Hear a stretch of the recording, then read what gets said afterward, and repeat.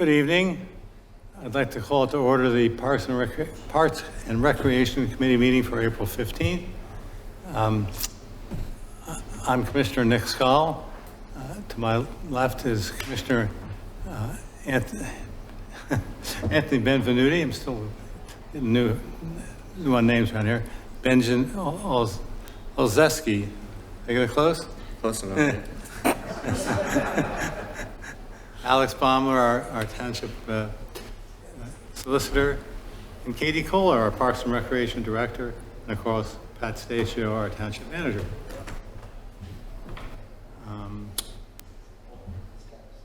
Any announcements? No? No, Commissioner. Approval of the minutes. Any comments? None for me. Any public comments on the minutes? All right, we'll move those forward. Approval and acceptance of the following monthly reports, starting with Parks and Recreation. First of all, Commissioners, I want to thank you for promoting me to the interim Parks and Recreation Director position. I'm excited for this opportunity and to serve the community in this way. Some highlights from the report that's in front of you. I just want to mention our staff has been adjusting tremendously to the changes in our department. We hired a new secretary/receptionist. She started on the 1st of April. So we're training her in all the capacities that we can at the moment, and she's doing a great job. She fits in very well. Our new parks foreman, Joe Riley, started that position the middle of March, and he's doing tremendous out there as well. Some recreation highlights. We held our annual pickleball tournament this past weekend at Mason's Mill. We had some wind and some rain, but we ventured through, and they were able to host about 375 players at Mason's Mill. So that was wonderful. Jen, our recreation assistant, has completed the 2024 concert lineup. I know that's always an interest of the neighbors. So the lineup is posted on our website, and we also emailed that out to our listserv. That begins the last Sunday in June and runs through the last Sunday in August. Those concerts are Sunday evenings at Mason's Mill from 6:30 till about 8. We're also partnering or supporting the EAC Arbor Day / Earth Day celebration this Saturday at Mason's Mill Park. And we are partnering with Farmstead Alliance in the capacity of an environmental day at Farmstead Park. That's going to be held in September. So we're excited about those 2 community events this year. Our Parks Division, we had to close a small section of Mason's Mill Park because one of our play equipment apparatuses was broken, and so we had to close that off and order a new piece that's being delivered hopefully the next week or so. And we are performing roofing improvements on all of the buildings at Mason's Mill Park. That's much needed and overdue. So we contracted with the company, and we're waiting for them to come out and get that project started. Does anybody have any questions on the monthly report or anything I can answer? I saw there was a call for vandalism at Fair Oaks. Has that been like an ongoing thing, or is it just like a one-time event, you think? Vandalism in our parks is ongoing. Specifically, Fair Oaks has been hit several times. Pat can probably speak a little more to that. Yeah, what we find, well, this latest vandalism was youngsters with hatchets destroying some trees up there at Fair Oaks Park. About 5 trees received some damage. One of them that was not in the best of shape is now dead, and those trees that they damaged are going to be removed. They hacked off all the bark on a number of trees, so we're looking into that. What we find with vandalism in the parks is we get minor vandalism at all of our parks, and it usually lasts 2 or 3 years at a particular location. So it may be Fair Oaks for 2 or 3 years, and then another park will experience it for 2 or 3 years. But as soon as vandalism occurs, our parks maintenance staff does an excellent job of getting out there in making any repairs or cleaning up any of the vandalism. And the department always responds to the neighbor that called us to make us aware so that they're aware we've taken care of it to their satisfaction. Okay. All right, thank you. I have a question about the sinkhole. Yeah. Will there be any comment, public comment made about that or what's going on with the sinkhole? I'm sorry, Commissioner, what was the question? Will there be any public comment? Any public statement or comment or information given out in regards to the sinkhole and what's going to happen possibly in the future with it? So right now, the department, well, several departments have gone out and taken a look at the sinkhole at Mason's Mill. For anybody who's not familiar, 2 weeks ago, we discovered a root cellar underneath the driveway of Mason's Mill, the south entrance of Mason's Mill. And upon digging up the macadam, we noticed that it's about a 15-foot by 15-foot cellar. So we did have the Historical Association come out and take a look at it. And right now we covered it back up and we're waiting for them to employ, hopefully for free, an archaeologist to come out and take a look at it. So I guess depending on that finding, we'll decide what to do after that. As far as public comment. Did you, I thought it was noted that it had a domed roof. You know that?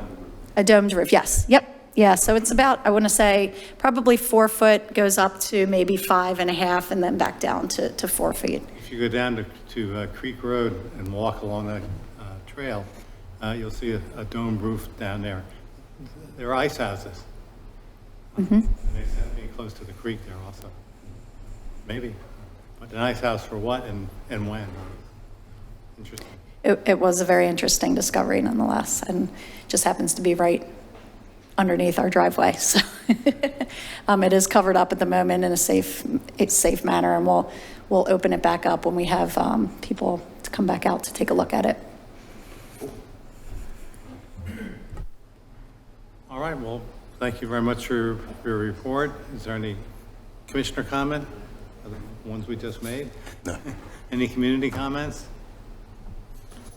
Well, thank you very much. We welcome you as the new acting director. Now the library board.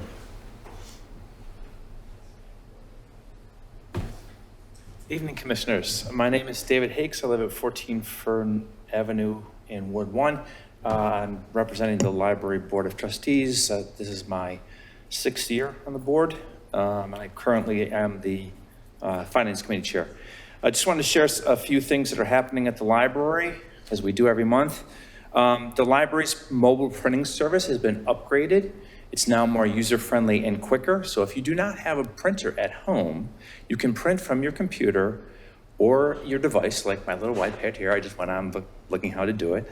And you can send a document to the library to be printed. It will stay in the print center for 3 days. You can go to the print center, enter your email address, drop little coins in the box, and get your job printed out. So for folks who do not have printers at home, you can use the library for that. The library will attend the Environmental Advisory Council Earth Day Fair at Mason Mills Park on Saturday, April 20th from 10 to 1:30. There's going to be, our fun activity for this year is to teach people how to customize a toad home for your garden. Turns out that toads are a wonderful way of getting rid of pests. They eat a lot of bugs. The Friends of the Upper Moreland Free Public Library have provided funding for a new teen-friendly furniture in the library's teen zone, and also expanded shelving for our teen graphic novel collection. The thing I really liked about this is the library now has a teen advisory committee, and so the youth services librarian worked with the teen advisory committee to actually find out what is actually teen-friendly furniture, like what do they want when they come to the library.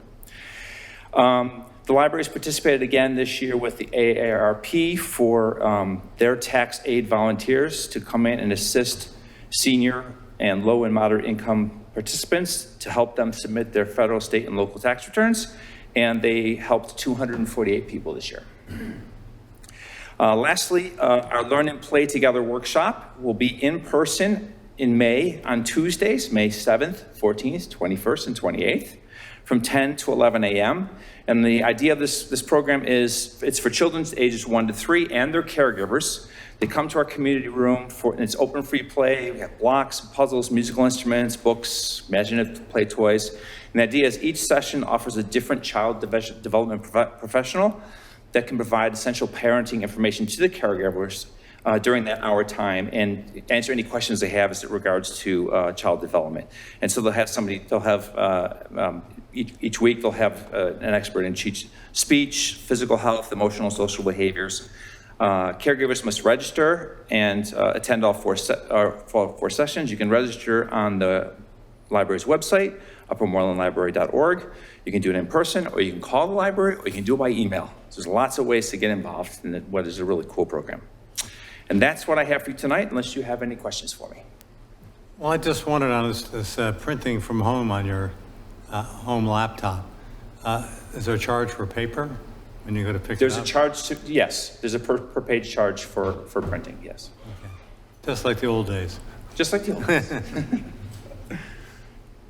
Are there any other commissioner comments? No. Any community comments? No. All right, thank you. Thank you, David. Thanks, Dave. And now we go on to old business. Wanted to talk about, have a verbal update on our ordinance that we're trying to pass, granting the director of Parks and Recreation the ability to approve certain events in the parks. You have a report? Commissioner, I'll start this Start and discussion. I'll finish. Commissioners asked to take a look at our ordinance to make some changes or maybe make some recommendations to permit the Director of Parks and Recreation to approve certain activities that currently have to come before the Board of Commissioners. They may include such things as food truck in the park or animals in the park or things of louder music in the park, things of that nature for some sorts of special events. At the same time, I did forward that information to our solicitor and provided him with our large event group policy as some guidelines. But at the same time, code enforcement was dealing with an issue for an event that was going to occur on private property in Upper Moreland Township. The solicitor was dealing with that. And after discussion with the solicitor, we thought it might be a good idea to see if we can combine those into one ordinance that would cover everything. So with that, I'll turn it over to our solicitor if he has any more comments. Sure. So yeah, like those two issues, of course, just kind of dovetailed, right? The commissioners remember the issue was a large concert that was proposed on an incredibly small parcel of land, right?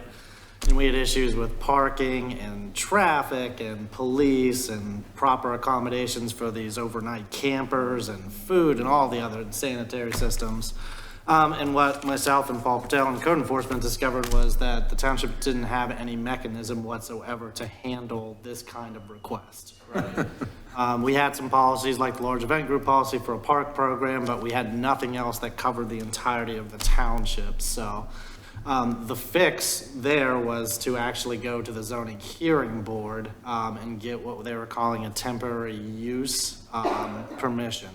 It was like a special approval where it wasn't a permanent variance to have this event on the land, and it lasted for about a month's time to take it. But again, it seemed wholly inappropriate. It gave no standards of measurement or determination as whether this was in the best interest of the public health and safety, and it left the decision entirely in the hands of the zoning hearing board. So once we had the two issues, we determined that a lot of the other municipalities surrounding us have a special events ordinance that covers these types of situations.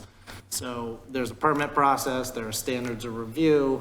It comes into the township manager typically as the first line of review, and then they would kick it out to the appropriate department in the township, whether it's codes, whether it's parks and recreation, to determine if this is a viable thing that the township wants to do. And then, they make a decision, there's an application, and, we can move safely from there. But cover everything from events in the park for smaller, large scale, one-off events, and it would also cover things like parades, First Amendment demonstrations, holiday celebrations and the like. But we just figured we'd just roll all of this into one to take care of both problems. Mm-hmm. So that's where we're at. We just talked about it last week, kind of with the details, and I can put together a draft and hopefully have that for you for the next committee meeting to look at. Well, great. I would add serving alcohol in the parks with by Yes. licensed servers. I mean, that's always gonna be a requirement, and we talked candidly and said we don't believe that that power should probably be in the Parks and Rec directors. Okay. And that specific issue, anytime alcohol will be involved, will probably be a board decision to make. Would we have to pass an ordinance to do that, or just, It'll be included in this ordinance, it's like a special criteria for those, any kind of events, like, you know, and how about reenactors shooting off guns? same thing, right? I mean, Lansdale, for example, they ban like anything that involves firearms or fake firearms, on their property, but, yeah, we can discuss those kind of things too. Yeah. Okay. So all the ones I can think of. All the fun stuff. Maybe by next time I'll have more. All right, so we'll talk about that the next Parks and Rec meeting. And then we have an item about the Willow Grove Bears building. So the Willow Grove Bears would like to construct a new football building at Mason's Mill Park on an existing slab that is located there. So we did send an MOU to them last week for review. We're waiting on their comments and feedback. We're anticipating presenting that to the board at the May meeting. All right, well, not surprisingly, that's it for this evening. I have one question, I'm Yes. sorry. In reference to that, any updates or on the investigations, regards to water, options, bringing water to that facility? The latest discussions with the Bears and with our engineers was that the cost to run water service from the Mason's Mill building out to the field is extremely expensive. At this time, the Bears don't have the funds for that. I believe their plan is to try to find some grants that might be available to them and perhaps come back to the township with an offer, hey, you can use this for the ball fields and for other things, and we can use it to water our field, our football building. So until that time, there's been no new additions to that. Okay, thank you. Who would pay for the water? That's all to be worked out. It is all public water now, not well water. All right. Well, I mean, the big water bill to water fields, right? This would be water for, it wasn't so much for irrigation, it was more for their snack stand. They want hot and cold water for their snack stand. However, we do have a well at Mason's Mill Park, and if we do want to irrigate the field, we could reactivate that well and run new lines. I mean, we're talking about tens of thousands of dollars, but that opportunity is there as well, if we want to look at that in the future. That makes a lot of sense.